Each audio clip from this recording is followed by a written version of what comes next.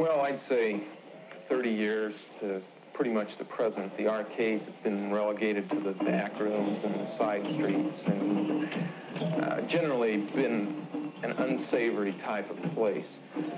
What we want to do is bring the amusement game to age. If we can give it a new zip and a pizzazz, it's going to be financially successful as well as, I think, a very serious part in the leisure time activity of the American people. The marriage of traditional pinball machines and computer technology has resulted in the birth of a new breed of amusement games. And Nolan Bushnell is the man handing out the cigars.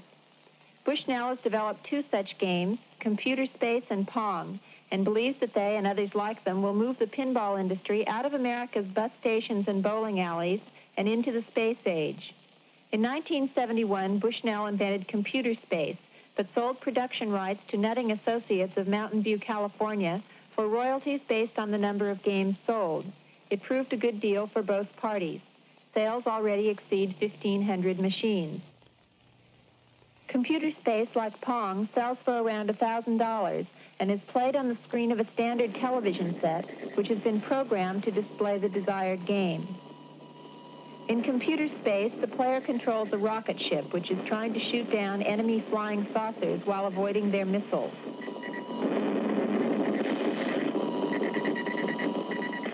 If the player scores more hits than the enemy saucers, he gets one free play.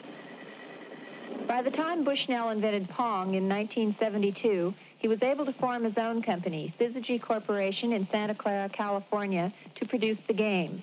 He has already sold over 1,000 machines and expects to sell 10,000 in the United States by the end of the year. Pong, as the name might indicate, is a game of video ping pong. The two players turn dials which control their electronic paddles and volley with an equally electronic ball. The first player to score 15 points wins.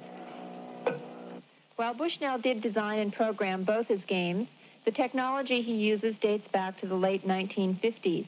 Thanks to research by the Defense Department in the wake of Sputnik, Bushnell is now able to act out his dream of a nation inhabited by thousands of Pong and Computer Space games. The government spent millions of dollars on this technology, and as a result, now it's cheap enough that we can put it into a game and sell it for 25 cents for a few minutes and make $1 at it. It's something that the research and development really was done many years ago, and now it's cheap enough that with PC boards and integrated circuits, we can use that technology to our advantage. The basic electronic unit of Bushnell's games is the integrated circuit.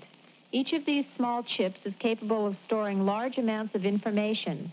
The program for a game is determined by specific combinations of these units to form a PC, or printed circuit board.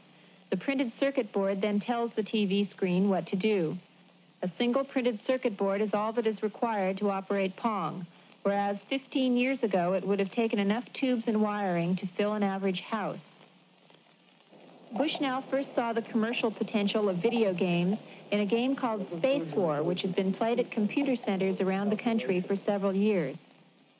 We used to play Space War a lot at the AI project at Stanford, which is a big computer complex. And one day it just hit, this is a lot of fun. You ought to be able to package it and sell it for a price. And, one thing leads to another, and pretty soon, from doodling on a scratch pad, you're actually working out some basic block diagrams, and from there you think, boy, it's going to work.